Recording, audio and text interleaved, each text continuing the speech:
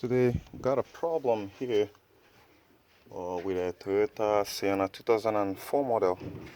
The customer complaint on this very car here is that when the car is cold, when he wakes up in the morning while the car is cold, the transmission doesn't select. So I'm actually seeing this kind of a problem for the first time. It's actually going to select it to shift from. There is no problem with the selection. It will select from park to drive. But when it selects from park to drive, it's not gonna move. It's gonna stay like as if you didn't even engage it in drive. Then if you shift it to reverse, it will start reversing. So this is very, very weird, very strange kind of problem. So if you have this kind of problem, the first thing which I'm gonna be recommending that you do here is to actually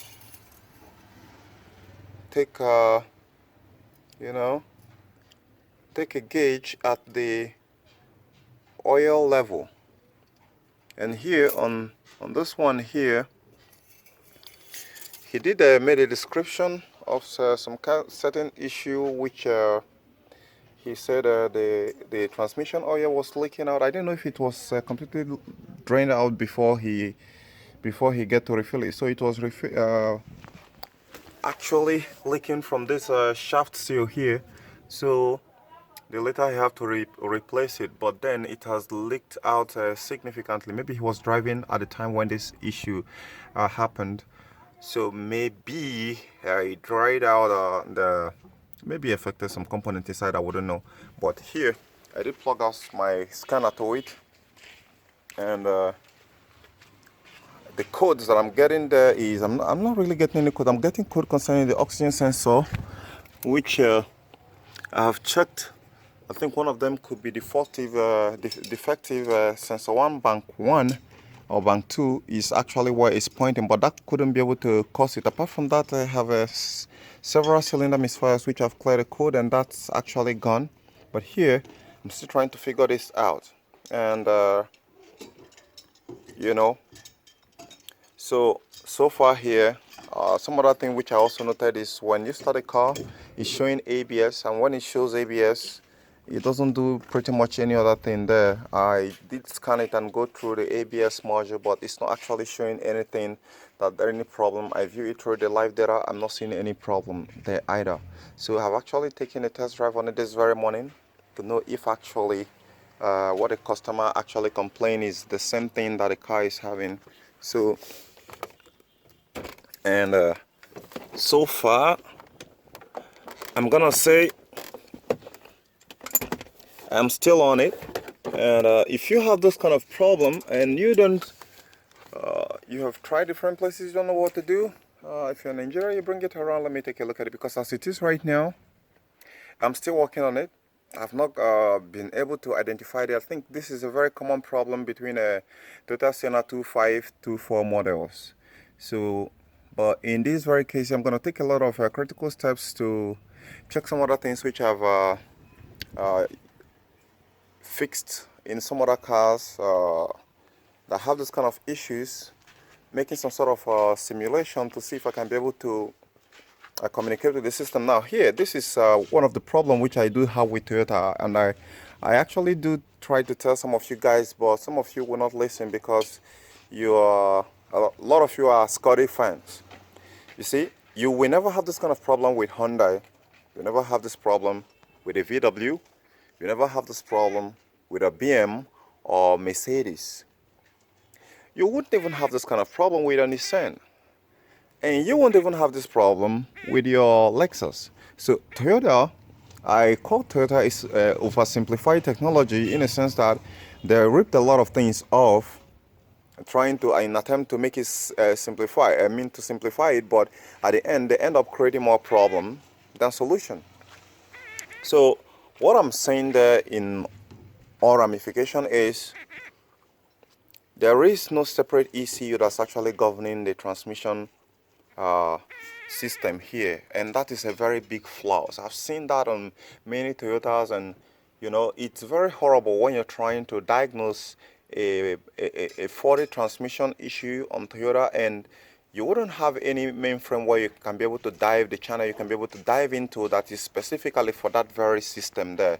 Like you can go into the engine management section if suppose you want to see how the engine is performing, but here you can actually go into transmission control module. There is no transmission control module on this thing.